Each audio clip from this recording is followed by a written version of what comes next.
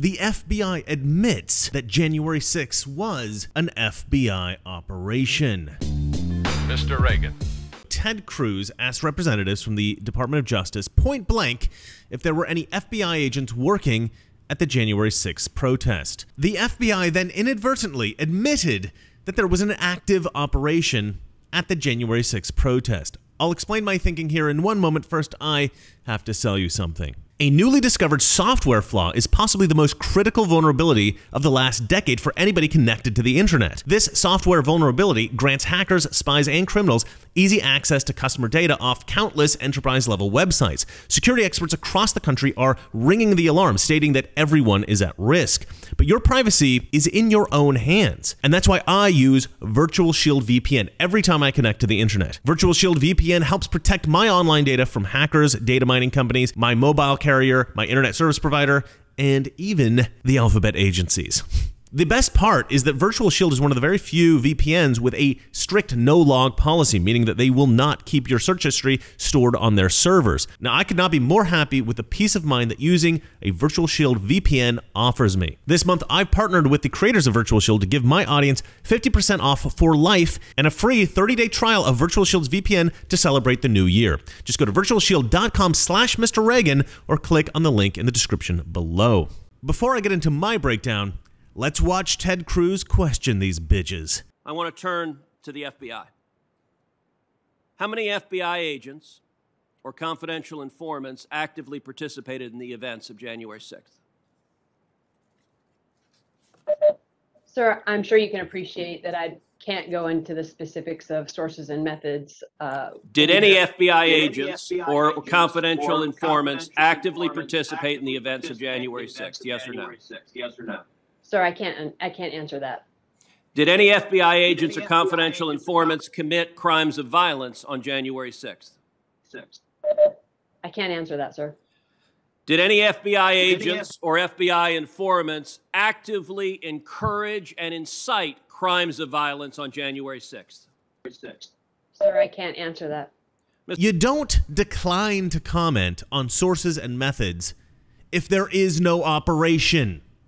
If Ted Cruz had asked the FBI if there were undercover agents at my birthday in Hawaii last year, she would say no, of course not, because there weren't any. She would not be at risk of revealing sources and methods when questioned about FBI agents at my birthday, because there are no sources or methods to reveal if there's no operation. There are only sources and methods at risk of being revealed if there is an operation. And so, by refusing to answer this question, she has inadvertently answered the question. Furthermore, stating that there were agents or assets or information working at the protest, that doesn't actually reveal any sources or methods.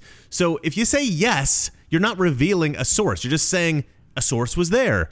You're not revealing a method other than we use agents and assets or informants in operations, which literally everyone knows. You're revealing nothing. This is a fake excuse to avoid honestly answering these questions, and she should be held in contempt for applying it inappropriately here. Of course, we've all known this for months. The website Revolver exposed all of this way back in June. The brilliant investigative reporters over there looked at the actual indictments against the January 6th protesters and noticed that there were references to unindicted co-conspirators, fellow conspirators who were deeply involved but were curiously not indicted themselves. The FBI, bizarrely, has no interest in them, despite these people having just as much involvement in these so-called conspiracies as those being charged. In fact, in just about every case, they are even more culpable. Of particular interest is Ray Epps. Now, he is far from the only one suspected to be a government agent or asset, but he is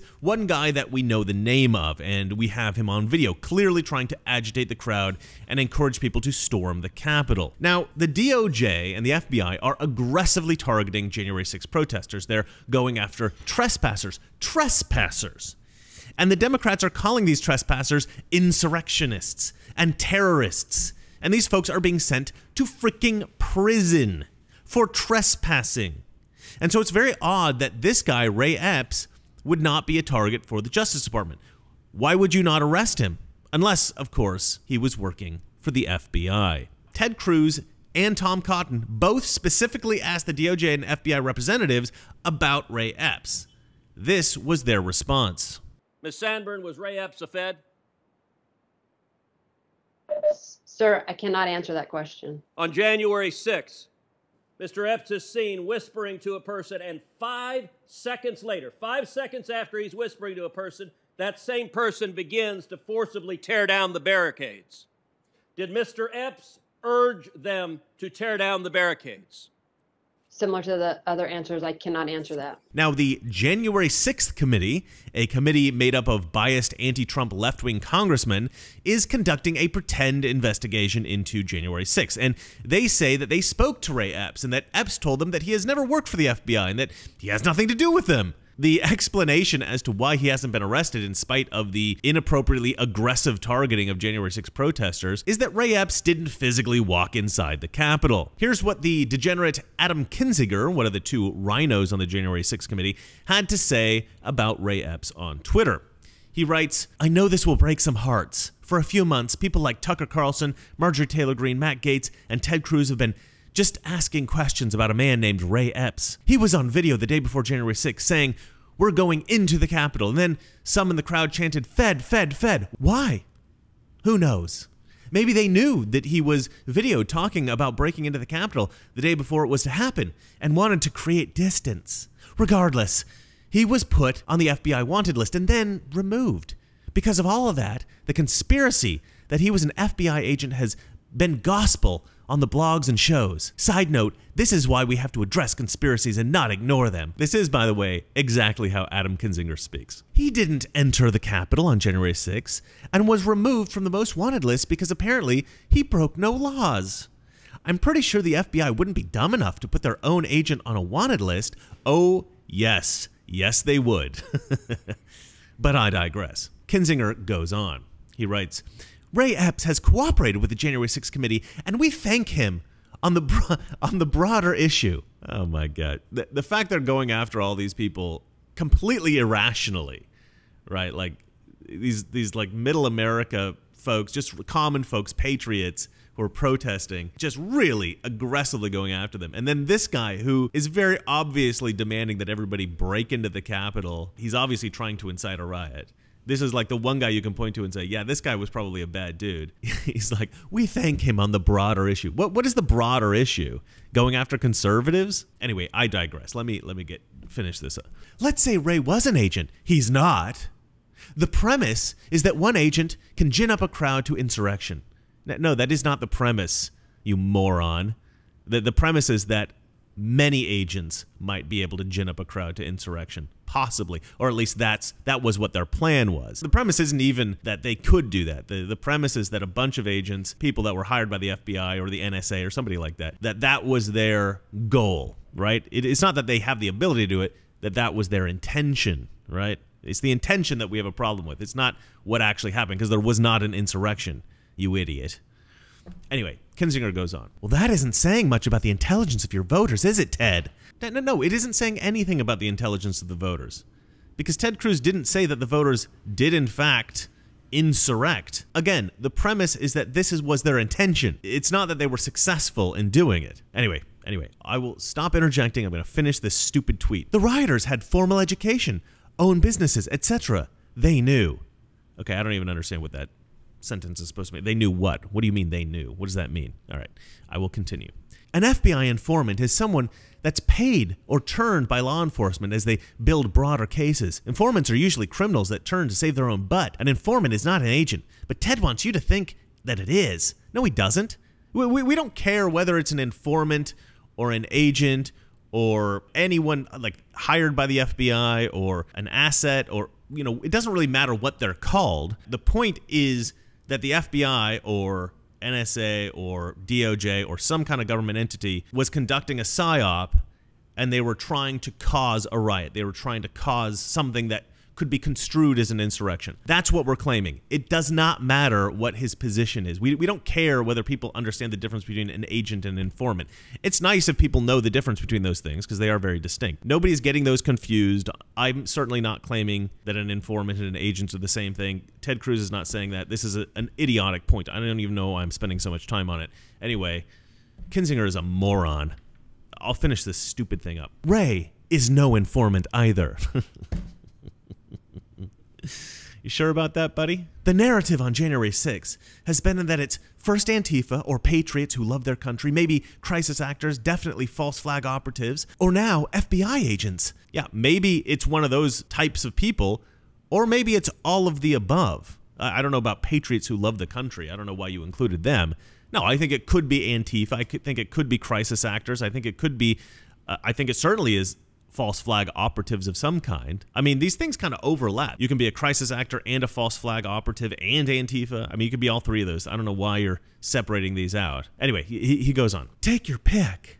Truth is, they were rioters incited by lies, and Ray is no Fed. Just another misled man. While it may break hearts, it's true. So many are misled by so few. Just look up. Just look. I don't even understand. Just look up. Sometimes he writes weird things that don't make any sense to me. The irony is that he's saying so many are misled by so few. Yeah. Democrats. All right. Anyway, that was his tweet. So according to Kinzinger, Ray Epps was not charged because he didn't walk inside the Capitol. But firstly, not everyone charged that day walked into the Capitol. And secondly, if it was an insurrection, as you suggest, then Ray Epps definitely incited it. He's on video doing so. The entire claim that Donald Trump, quote, incited the insurrection is predicated on him instructing or encouraging or somehow facilitating others to go inside the Capitol and stage a coup. No one is criticizing Trump for walking inside, and if Trump had actually incited an insurrection, which he did not, it would be totally appropriate to go after him for it. But here's the crazy thing. We actually have video of Ray Epps doing precisely what you are accusing Trump of doing, and yet you're just ignoring him. The claim that he didn't go inside doesn't make any sense. Charles Manson didn't actually murder Sharon Tate himself, he instructed others to do it. Osama bin Laden didn't actually crash planes into buildings himself, he instructed others to do it. Adolf Hitler didn't kill any Jews himself, he instructed others to do it. Do we now need to retroactively exonerate these men? No, of course not. Because we hold those who plan these things, facilitate these things, incite these things, accountable. Democrats have no trouble holding Trump accountable, but we all know that Trump had nothing to do with it. So who is accountable? It's a question we all know the answer to generally, Democrats. But we want it to be answered specifically. Who specifically decided that so few Capitol Police should be present on January 6th? Who specifically decided that no National Guard troops should be called? Who specifically decided that FBI agents, informants, and or assets should be operating in the crowd? And who specifically ordered agitators to provoke protesters to march through the Capitol building?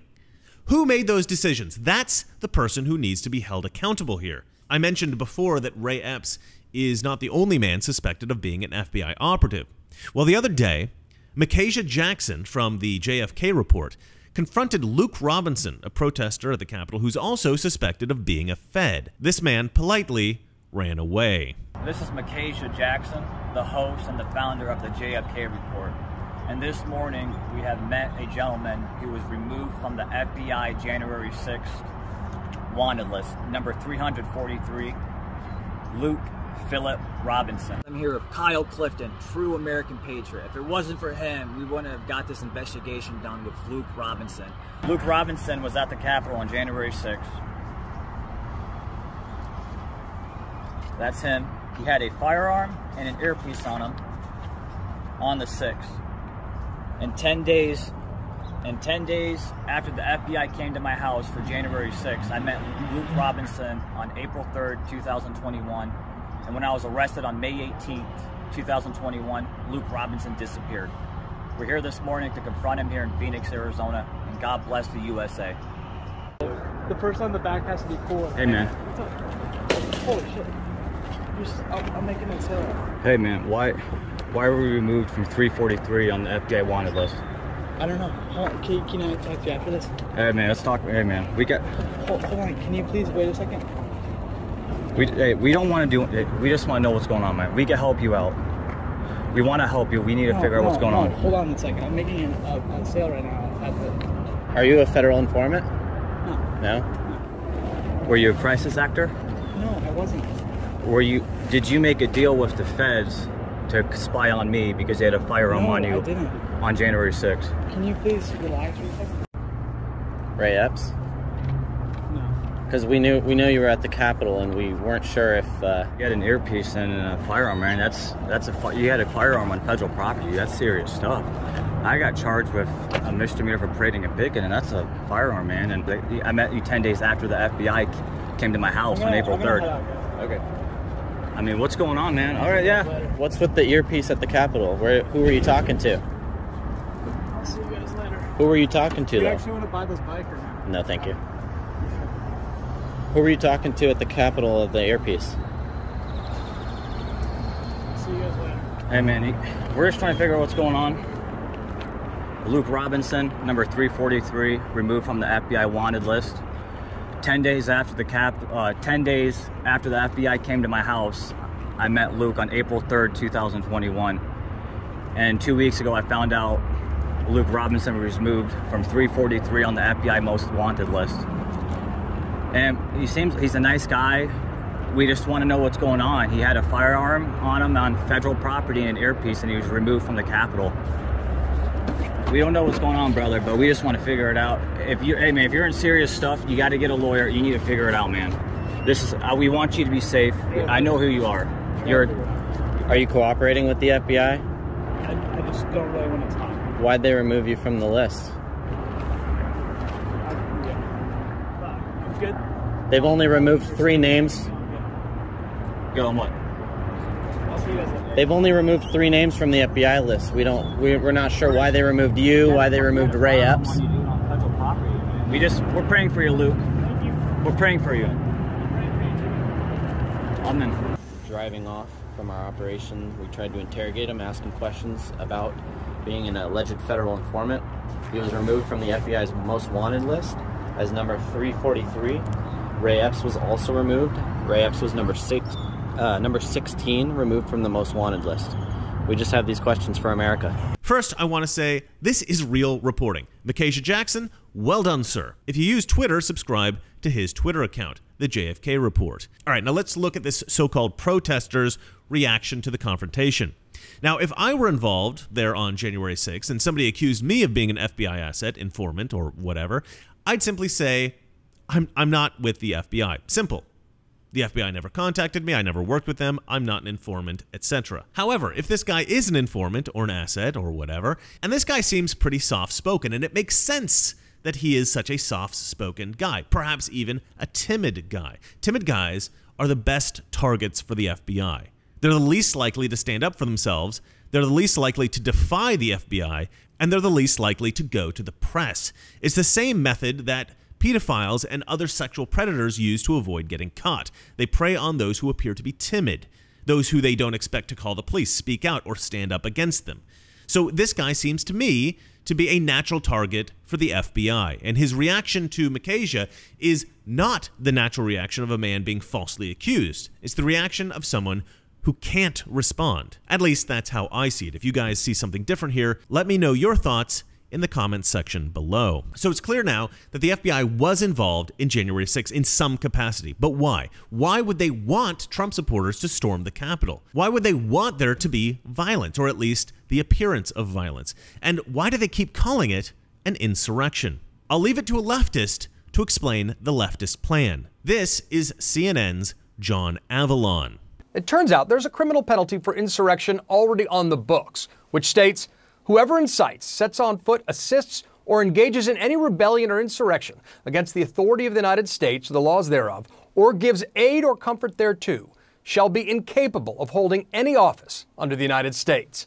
And note that this specifically covers someone who incites or assists an insurrection. There's also a separate criminal statute that covers seditious conspiracy. Beyond criminal penalties, there are also constitutional prohibitions on insurrection, put in place by the Civil War generation. Specifically, the 14th Amendment, Section 3, designed to prohibit people who've taken an oath to uphold the Constitution and then participated in an insurrection against the United States from holding elected or appointed office. And as University of Maryland law professor Mark Graber, a scholar of the 14th Amendment, told me, from a constitutional perspective, there's no difference between trying to overturn an election by fraud, force, or violence. All of them fall under insurrection. While subject to inevitable legal challenges, it could possibly bar Trump from running for president again, given that a majority of Congress voted in favor of his second impeachment on charges of inciting insurrection. It could also apply to any member of Congress who are found to have coordinated with the insurrectionists. So there you go, right from the source. No need to speculate on wild conspiracy theories. This leftist has laid out the leftist plan clearly right here. They want to prohibit Trump from ever running for office again. And so, if they can legally convict Trump of inciting an insurrection, then he won't be able to run in 2024. That's what the second bogus impeachment was all about. That is why they're treating protesters who walked casually through a building like terrorists. This is their plan. It is, of course, ridiculous. Nobody actually believes that there was an insurrection, and no one actually believes that Trump incited anything. But that doesn't matter to Democrats. Democrats are utterly unscrupulous. They will use any weapon they can find, legal or not, to accomplish their sinister goals. They falsely impeached Donald Trump twice, and they will falsely arrest him. They will falsely try him, and they will falsely convict him on charges of inciting an insurrection if they believe that they can get away with it. The police that arrest him will probably be in the pocket of Democrats. The judge that tries the case will be corrupt, and the charges will, ironically, be trumped up.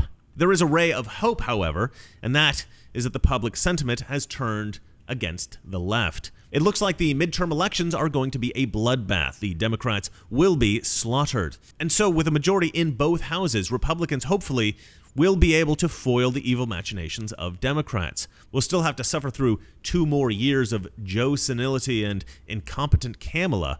But then, in 2024, we should finally get the opportunity to make America great again. Again. Well, that's it for me. And remember, the FBI is not your friend. Let's go, Brandon. Someone very profoundly once said many years ago that if fascism ever comes to America, it'll come in the name of liberalism. And what is fascism? Fascism is private ownership, but total government control and regulation. Well, isn't this the liberal philosophy? The conservative, so-called, is the one that says less government, get off my back, get out of my pocket, and let me have more control of my own destiny.